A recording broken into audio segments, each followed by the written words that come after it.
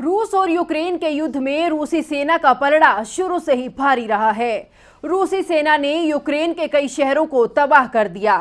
कई शहरों में जीवन जीने के संसाधन तक नहीं है। इन शहरों के नागरिकों ने पश्चिमी देशों में शरण ले रखी है।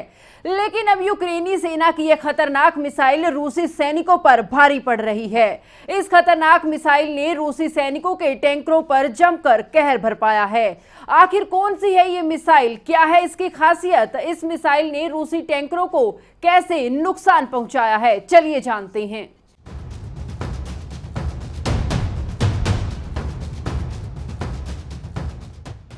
जी हाँ, यूक्रेनी सेना में शामिल जेवलिन मिसाइल ने सैकड़ों रूसी टैंकों को तबाह किया है।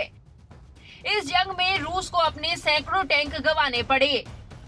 यूक्रेन की सेना का दावा है कि इस जंग में रूस ने 680 से अधिक टैंक गंवा दिए हैं।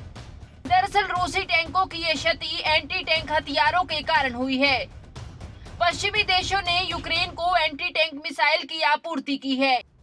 इस युद्ध में रूसी सेना के नुकसान का विश्लेषण करने वाली सैन्य और इंटेलिजेंस ब्लॉग ऑरिक्स का कहना है कि इसमें रूस ने 460 से ज्यादा टैंक और 2000 से अधिक बख्तरबंद गाड़ियां गंवाई हैं।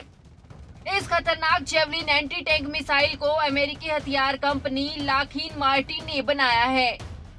इसकी खास बात यह है कि ये मिसाइल जब छोड़ी जाती है तब वो टैंक के ऊपर उस स्थान पर जाकर दगती है जहां टैंक का रक्षा कवच बेहद कमजोर होता है। यूक्रेन जंग में रूस को अब तक जीत नहीं मिल सकी। इसके पीछे एक अन्य कारण भी बताया जा रहा है।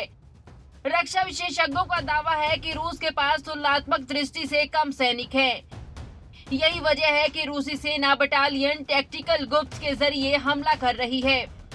ये कॉम्पैक्ट यूनिट होती है। इसमें टैंक, पैदल सेना और तोपखाना शामिल होता है। इस यूनिट में आमतौर पर बड़ी संख्या में बख्तरबंद गाड़ियां होती हैं, जिसमें पैदल सैनिकों की संख्या कम होती है। वहीं विशेषज्ञों का कहना है कि अगर बख्तरबंद सेना पर हमला होता है तो पैदल सेना की कमी की वजह से इनका डिफेंस सिस्टम कमजोर हो जाता है। इसका प्रहार तो तगड़ा होता है, लेकिन प्रहार से बचने की क्षमता कमजोर होती है। इसके अलावा जब रूस यूक्रेन युद्ध शुरू हुआ तो रूसी हवाई हमलों में अपना वर्चस्व नहीं बना सका। रूसी सेना आसमान में पेट्रोलिंग नहीं कर पा रही थी। यही वजह है कि वो यूक्रेन की सेना की गतिविधियों को भी नहीं समझ पा रही थी। ऐसे में यूक्रेनी सेना घात लगाकर हमले करने के लिए बेहतर पोजीशन में थी। वो रूसी सेना को काफी नुकसान पहुंचा सकती थी। यही एक बड़ा कारण है कि रूसी सेना कमजोर पड़ती हुई नजर आ रही है।